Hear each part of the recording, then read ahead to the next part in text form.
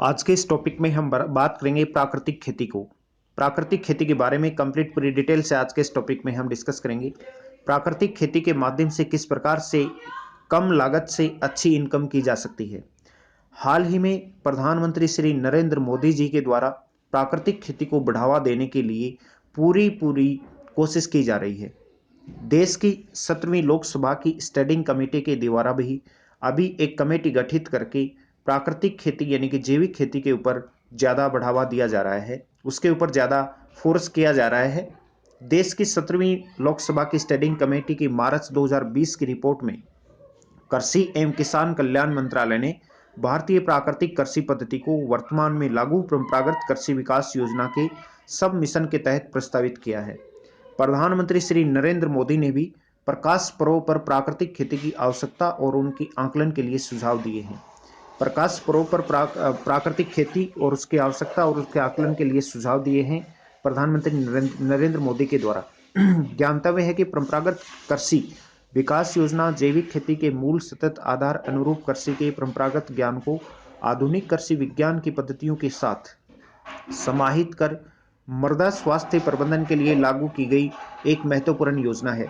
इसी संदर्भ में प्राकृतिक खेती को भी कृषि लागत में कमी करते हुए रसायन मुक्त और गुणवत्ता युक्त प्राकृतिक उत्पादन की प्राप्ति के उद्देश्य के लिए प्रोत्साहित किया जा सकता है। जैविक विविधता के संरक्षण और मृदा स्वास्थ्य के प्रबंधन के लिए भी यह उपयोगी है। हाल ही में नीति आयोग और संयुक्त राष्ट्र ने भी खेती के टिकाऊपन के लिए अपने कार्य क्षेत्रों में इसकी आवश्यकता महसूस की है। विगत दशकों में प्राकृतिक खेती को प्रोत्साहित करने के अभियान कर्नाटक, तमिलनाडु और महाराष्ट्र के किसानों एवं सामाजिक संस्थाओं द्वारा असंगठित रूप से किए गए हैं।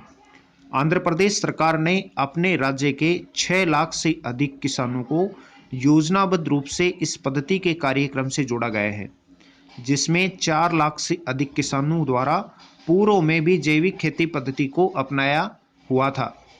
गुजरात के डांग जिले में भी राज्य सरकार के सहयोग से लगभग 19,600 हेक्टेयर क्षेत्र में प्राकृतिक खेती की जा रही है, जिसका आगामी लक्ष्य है 57,000 हेक्टेयर तक किया गया है।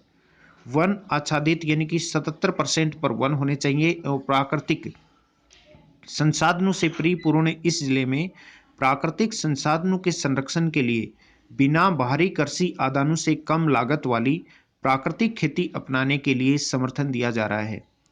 कर्नाटक राज्य ने भी अपने 10 जलवायु खंडों में शुरुआती रूप से 2,000 हेक्टेयर क्षेत्रफल पर यह पद्धति लागू कर रखी है। इस दिशा में इन राज्यों के अतिरिक्त हिमाचल प्रदेश, हरियाणा और केरल ने भी किसानों के लिए इसकी आवश्यकता जताई है। Zero budget natural farming Subhash Palekar द्वारा दी गई प्राकृतिक खेती की एक उन्नत विधि है, जिसे पूर्व में कर्नाटक राज्य ने अपनाया गया था, जो कि सिंचित क्षेत्र में रासायनिक खेती करने के अनुसंधान परिमाणों में इस खेती के मुकाबले अधिक उत्पादन प्राप्त होता देखा गया है। इस पद्धति से प्राप्त रसायन मुक्त प्राकृतिक उपज जैव विविधता संरक्षण एवं पारंपरिक खेती के उत्पादन के साथ साथ कृषि लागत में कमी करने के लाभ को भी नकारा नहीं जा सकता है, अर्थात इससे लागत भी कम आती है। इस पद्धति के मूल उद्देश्य एवं लागू करने के लिए क्षेत्र विशेष को ध्यान में रखते हुए उन्नत तकनीकी विकसित करने की आवश्यकता है। देश की जनजाति उपयोजना क्षेत्र में शामिल दक्षिण राजस्थान, मध्य प्रदेश और गुजरात राज्य के जनजातीय जिलों में छोटी जोत के किसान अपनी आजीविका के लिए कृषि पर निर्भर रहते हैं। जलवायु एवं विषम भौगोलिक परिस्थितियों में वर्षा पोषित खेती से ये अधिकतम उत्पादन प्राप्त नहीं कर पाते।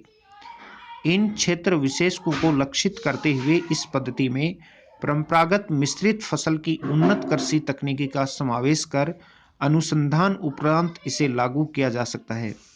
इसमें कृषि लागत में कमी कर गुणवत्ता युक्त प्राकृतिक उत्पादन के साथ साथ जैविक और मृदा संरक्षण का कार्य भी सहज हो सकता है।